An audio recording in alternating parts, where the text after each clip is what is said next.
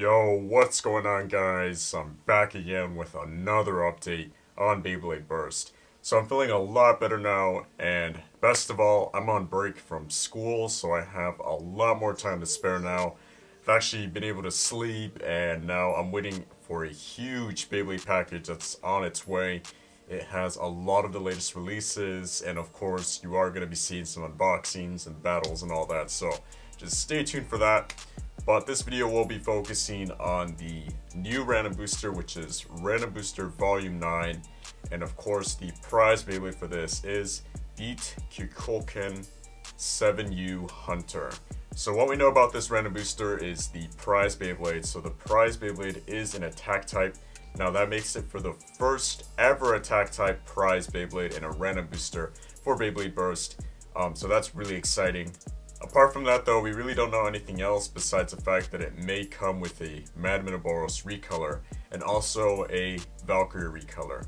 Now both of these aren't confirmed, but I will keep you guys updated.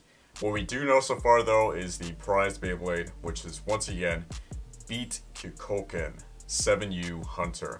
So let's start off with the layer here. So it is called Beat Kyokoken, and I keep trying to pronounce it because it's kind of hard to pronounce. This layer is based on a feathered serpent.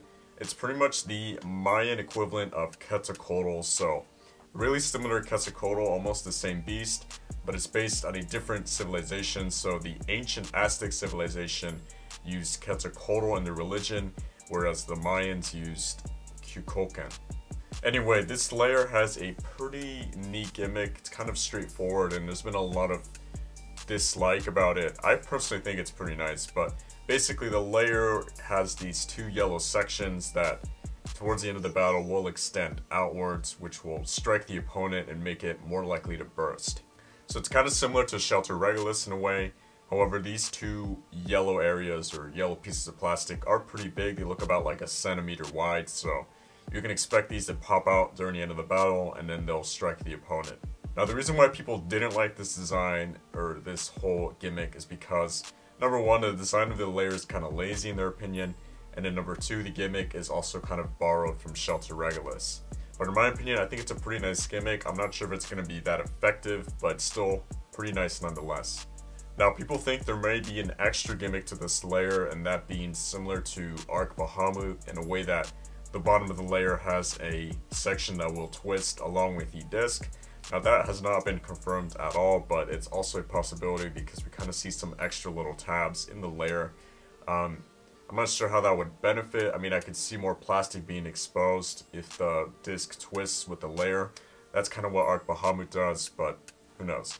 But what we know so far is that its main gimmick is of course those two yellow sections, and yeah.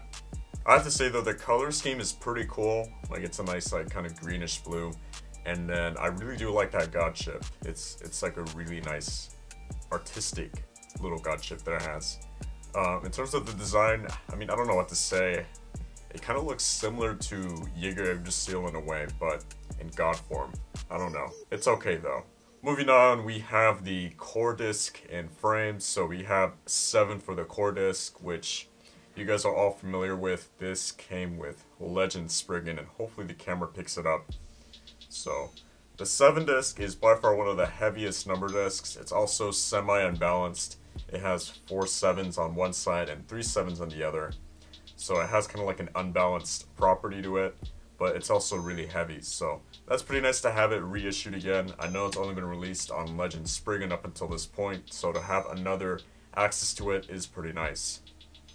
Now keep in mind this disc will also be released with the upcoming Amatorios recolor, which is pretty nice, I have to say. So if you do want to get a 7, make sure to pick up that at least. And then the new part in this Beyblade is the U-frame. So this will be a new frame. We don't know the name of it or how it's going to look. My guess and a lot of people's guess is that it's going to be unbalanced in a way, because if you think about it, the U shape is kind of like a horseshoe shape, so it's kind of unbalanced in a way. I mean, I'm going to guess there's like a probably thicker section to it and then like a thinner section to it, which will really benefit the 7 discs, so it's going to make it extra unbalanced, but that's just speculation right now. I can definitely see that being a possibility, you know, because this beat Kikyoken or whatever, like if its gimmick is to be unbalanced, I can also see that working with it, because two unbalanced parts, like an unbalanced disc and an unbalanced frame, would really make for some like super unbalancedness. So yeah, that might actually happen, but we don't even know what color it is or how it looks. So I don't know, we just have to wait and see about that, which is kind of weird. You'd think they'd like mention it at least or show it off, but Takara Tomy been really secretive with this information. And then the driver we have is Hunter. So we saw Hunter already a few times. It was released with Killer Deathscythe the first, and then it got released with Dragoon, I believe. Actually, it was released with Drigger, a recolor of Drigger. So it's been released about 2 times. It's pretty much a much smaller extreme. It's a lot more like controlled, but kind of aggressive, I guess.